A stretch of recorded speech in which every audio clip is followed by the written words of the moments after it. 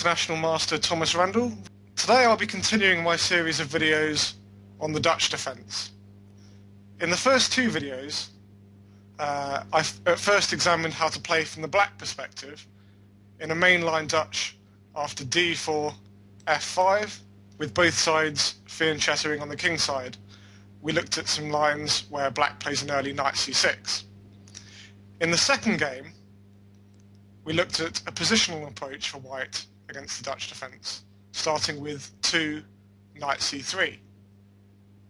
However, in this final video, we'll again be looking at a white line against the Dutch, but this time it'll be slightly different because we'll be looking at how to play against the Dutch if you're a more attacking player. So this will be some sort of hacker's guide to playing against the Dutch. And what can be a more attacking option for white than the Staunton gambit, 2e4. There are many different things that white can play against the Dutch, and a lot of them are aiming to play e4 eventually at some point. But the Staunton gambit gets rid of all of that sort of stuff and goes, the move I want to play is pawn to e4, I'm going to play it right now, whether it loses a pawn or not. One of the great things about 2e4 is that it practically forces black's response of f takes e4, because there's really not many other sensible moves for black to play. Black could play something like d6, I suppose, but then if white simply continues with knight c3, then in a sense he's in fact got the move e4 in for free, as normally white has to spend moves and moves building up to play this break in the centre. So this pawn on e4 is just very dangerous. And black, now if he's ended up forcing to take on e4 after knight takes e4, ends up with lots of light squared weaknesses on the king side.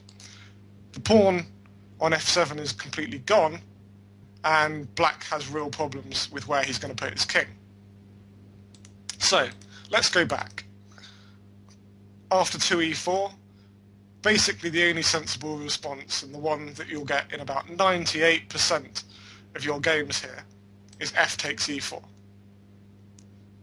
White simply continues with the developing move knight c3, threatening to regain the pawn. And again, I believe there's only one really sensible reply for black in this position, which is knight f6 to defend the pawn on e4. Another move which you may face from time to time is pawn to d5, attempting to defend the pawn on e4, but this fails tactically to queen h5 check. Here we see one of the big disadvantages of pushing the f-pawn forward so early on for black. He leaves the king vulnerable to attack from the side, especially from a queen h5 move. And after a move like g6 to parry the check, white simply takes the pawn off on d5, regaining the pawn, and black is left with horrible doubled isolated pawns on the e-file, on e4 and e7. Realistically, the pawn on e4 is going to drop off very quickly here. Okay, so d5 isn't really a sensible response for black, and against other moves, white will simply reply with knight takes e4 on move 4. So knight f6 by black, and now I'm going to recommend bishop to g5. White develops the bishop to an attacking square and makes it difficult for black to carry on his development here. For example, if black tries to complete his development on the king side by playing pawn to e6, now the bishop on g5 is pinning the knight on f6 to the queen on d8, and white can simply play knight takes e4 again, regaining the pawn with a good position. Another move that black may play in this position is pawn to g6, but now white has a few interesting options. The simplest is to take on f6 and recapture on e4 on the next move, but I think the most dangerous move in this position is an immediate pawn to h4. It's a bit like caveman chess really, but it really makes a lot of sense. h4 is a common move in many variations of different openings where black plays pawn to g6, but here it's made even stronger by the fact that black has no pawn on f7 anymore, so the king side is inherently weak. Then after bishop to g7, white can consider a number of things. One plan might be to develop the knight on g1 via h3 to f4, and then play h4, h5.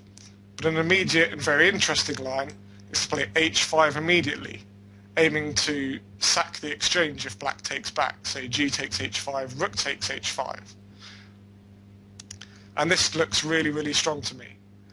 For example, black would probably be advised not to take the rook off on h5, as after knight takes h5, queen takes h5 check, king f8, which is forced, bishop c4, white has a very, very dangerous attack and is already threatening mate on f7. Okay, so pawn to g6 doesn't look so appetizing for black. Again, pawn to d5 would be a mistake because of bishop takes f6, followed by queen h5 and taking on d5 on the next move. So in practice, black plays one of two different moves here. The main move is knight c6, which we're going to come to in the game, and the alternative is pawn to c6. Black is aiming to defend the d5 square and follow up with pawn to d5 on the next go. And here white should continue on in true gambit style. Obviously, white can regain the pawn with bishop takes f6, but giving up the bishop pair in order to win the pawn back on e4 isn't really in the spirit of the Staunton gambit. So I think against c6, white should continue with f3. And now if black goes e takes f3, knight takes f3, white has a very, very dangerous position in return for one pawn, and can continue with bishop d3, castles kingside, and getting on with attacking black while his king's in the centre. Very few black players are happy to go into this kind of position, and I think even from an objective point of view, white stands very comfortably here. So black's normal response to f3 is to go d5, as planned by the move pawn to c6 on the previous go, but now white can simply take on e4, and after d takes e4, develop the bishop on f1 to c4. And the bishop is very, very well placed in this position. Black has real problems with what he's going to do with his king on e8. As you can see, the bishop on c4 is attacking down to g8, and it's very difficult for black to get castled on the king side. In the meantime, white is going to play his knight on g1 to e2, where it may come via f4 into e6 later in the game, and white has easy development and can choose between castling kingside or playing a move like queen d2 and castling queenside. White has very, very dangerous attacking play here. Because of this f3 line, the move 4c6 is much less popular than black's main response here, which is knight to c6. And here I'm going to recommend pawn to d5. Again, black's move is reasonably forced here. The knight has obviously four possible squares it could go to, e5, b4, a5 and b8, but only e5 makes any kind of sense here. b8 is simply retreating the knight back to its starting square, a5 is going to be met by pawn to b4, and knight b4 can either be met with queen to d4 or pawn to a3, with a good position for white. So after pawn to d5, black invariably plays knight to e5, and this is where white has a main choice. In the early days of the Staunton gambit, white used to continue with queen to d4 here, but in my opinion, after black simply retreats the knight back to f7, black is reasonably comfortable here, as the knight on f7 hits the bishop on g5, and after bishop takes f6, e takes f6, white regains the pawn on e4, but black is still very solid, and it's difficult to make further progress and stop black from castling kingside. So because of this line, the move that I'm going to recommend after knight e5 is queen to e2. And in order to examine this position more closely, we're going to take a look at a game played back in 1998 between Georgy Timoshenko, a grandmaster rated above 2500, and his opponent Horst Niedermayer, a strong international player rated about 2260 or so. Okay, Queen e2 has a number of very dangerous ideas. Obviously it adds up pressure on the pawn on e4 and prepares white to castle queenside very, very quickly here. Also, the queen, although through a few pieces at this stage, is attacking down to the king on e8. And the king on e8 really has a few moves to stay in the centre before it's going to get castled on either side here. So it makes black feel a bit uncomfortable here. In the game, knight to f7 was played, but just to have a quick look at the main alternative, pawn to c6 is very reasonable for black, and here I think white should castle queenside and get on with an attack as quickly as possible here. And a reasonable line from this position is c takes d5, bishop takes f6, black recaptures there, probably with the g pawn because it improves his pawn structure. G takes f6. White can now go queen over to h5 check. Black is forced to block on f7, and then white takes queen takes d5. And on the next go, he's going to regain the pawn on e4. And we reach a very interesting position where black has the two bishops and also quite a strong central majority with pawns in the centre. But white has a massive lead in development and black's king's still in the centre. And with lots of open lines down to the black king, white has very strong attacking possibilities here. If instead of g takes f6, e takes f6 would have been worse, because after a simple move like knight takes d5, when the pawn on e4 drops, which it's going to, black's going to be left with a pretty horrendous pawn structure. And a move like f5 to try and defend the pawn on e4 isn't going to work after f3. Black's king's caught in the centre of the board, which is being opened up, and basically he's in a lot of trouble here. Okay, so that's if they respond to queen e2 with pawn to c6. Back to the game, black played knight f7, and here white played a slightly unusual move, 7h4. Very, very aggressive. White doesn't want to give up his bishop for the knight on f6, so he chooses to defend the bishop on g5 and get ready to castle queenside on the next go. Obviously black doesn't want to take the bishop off on g5, allowing h takes g5, as the rook on h1 joins into the game and the knight on f6 is forced back to g8. An alternative to going h4 and move 7 that's very interesting here is to play bishop takes f6, and then whichever way white recaptures to take on e4 with the knight. For example, e takes f6, knight takes e4, and it's interesting to note here that white's threatening checkmate with either knight to f6 double check or knight to d6 double check, because the knight move unleashes the queen down to e8 in this position. So black tends to go bishop e7, and now I think white can get a slight advantage by playing pawn to d6. Black takes back, say c takes d6, and white castles queenside. And again, white has sacrificed a pawn, but those pawns on d7 and d6, far from being useful for black, are just in the way of his pieces. And white has very easy development in this position and a slight advantage. However, Tymoshenko was in a particular attacking mood on this day and chose 7h4. And here I think black should have played pawn to c6 with positions very, very similar to pawn to c6 on the previous move that we looked at. Instead of this, black chose to reroute the knight from f7 to d6 in order to try and hang on to this pawn on e4. But since white had no interest in winning this pawn back, black soon found that his pieces were just misplaced here. White continued with castles queenside, and now let's look at the position.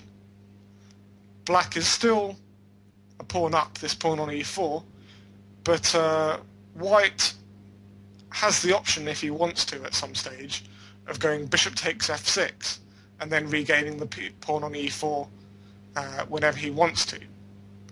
In the meantime, white has lots of interesting ways to develop, either by moving, say, the knight to h3 and into f4, or white can consider playing pawn to f3 and playing in gambit style after e takes f3, knight takes f3. It's difficult to say a reasonable plan for black here.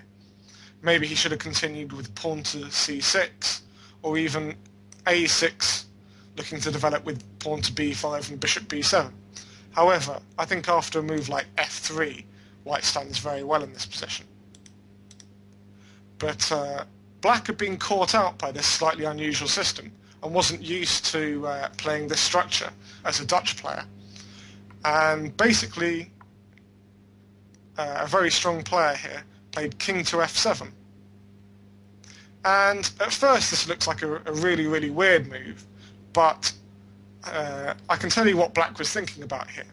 What he was hoping was that white would play bishop takes f6 in this position, and after e takes f6, knight takes e4, white would have regained the pawn. However, now the point of king to f7 makes some sort of sense. With the king no longer being on the open e file, black can play a move like queen to e8 here, and is actually defending quite easily here, and the king is relatively safe behind the pawn on f6. However, what he hadn't counted on was white continuing to play on in true Staunton gambit style with pawn to f3. And here black suddenly realised that after e takes f3, knight takes f3, white's attack is incredibly strong, with knight e5 check coming in anytime soon. Realistically, only 9 moves have been played, and black is already close to loss here. And it's very unusual for a black player of this strength to get into such a muddle this early on in the game. But one reason that I like the Staunton gambit is that it only takes 1 or 2 inaccurate moves from black to reach a completely lost position like this. And in the game, black gets comprehensively smashed off the board. Instead of going e takes f3, black decided to try and keep the position a little bit more closed by playing pawn to e3 here. At least now the knight on g1 can't use the f3 square to develop. But after white simply took on e3 with queen takes e3, then white has regained the pawn and obviously has a massive advantage in this position. Black decided now was a good time to start developing some pieces and went pawn to g6. And here you can see the plan for black. He wants to go bishop to g7 and then rook on h8 over to f8 and move his king back to g8, where, okay, it's not going to be completely safe, but at least it sort of resembles a castle possession, and black can then consider about developing the rest of his pieces. However, when you've got an advantage like white does in this position, which mainly consists of a lead in development, it's a so-called temporary advantage, so you should be very keen when you've got that kind of position to very vigorously and quickly try and press home the advantage before black gets his pieces developed. And this is what Tymoshenko in fact did. He played g4 in this position, and there's no real subtlety about his plan here.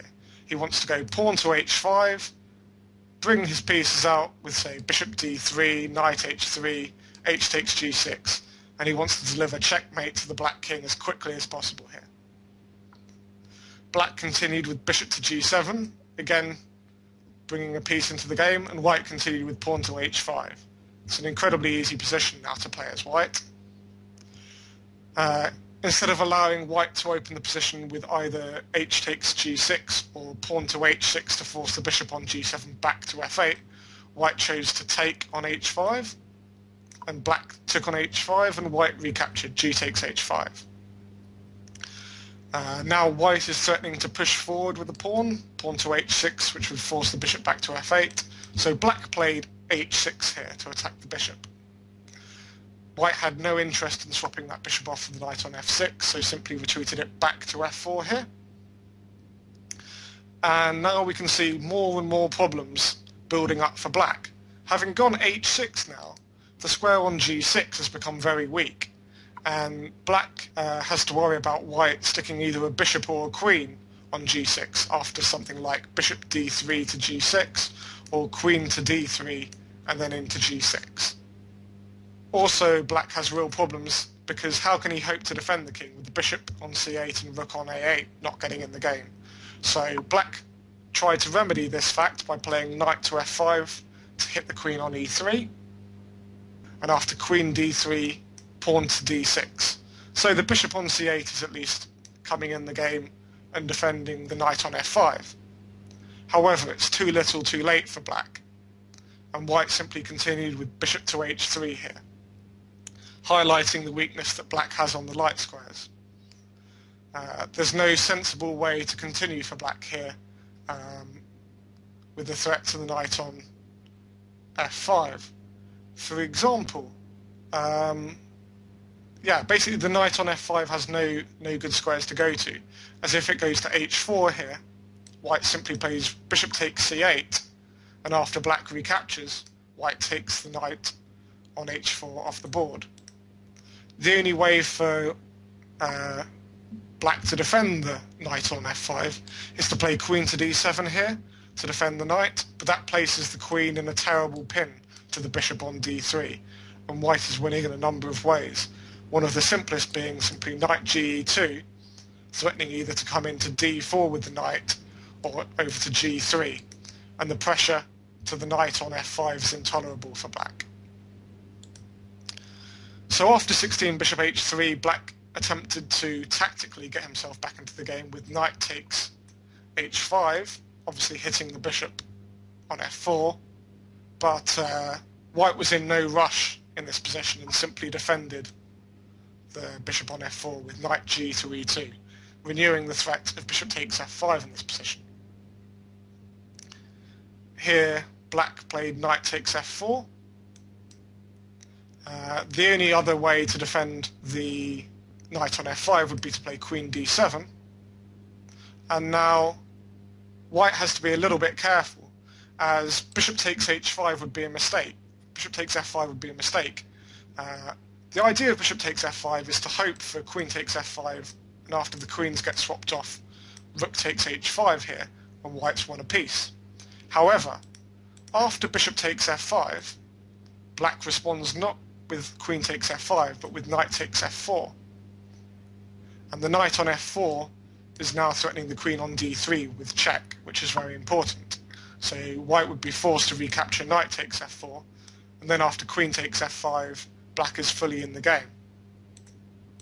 However, after queen d7, white can simply retreat the bishop back to d2, and there's no good answer to the threat of bishop takes f5 on the next go, followed by chopping off the knight on h5.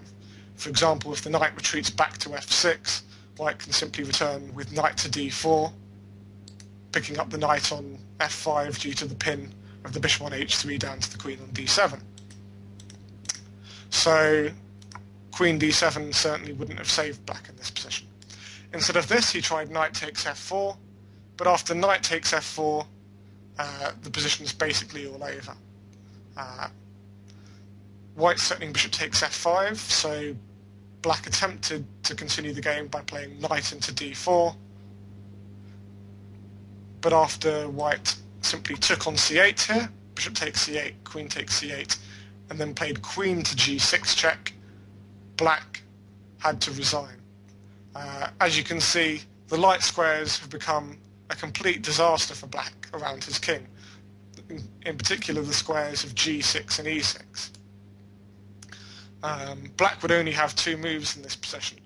If the king went back to g8, then white can continue with something like rook h to g1, threatening mate on g7, and after rook h7 to defend the bishop, white can play rook takes d4, simply taking off the knight on d4, and with threats of knight coming into e6 and the extra piece in this position, white is completely and utterly winning. So the alternative to king g8 would be going to f8, but here white can simply take the knight off on d4 straight away with rook takes d4, as if bishop takes d4, white jumps into the other disastrous light square for black, knight to e6, check. and the only way to avoid mate is queen takes e6. And obviously that loses the queen, and after d takes e6, mate is soon to follow on f7.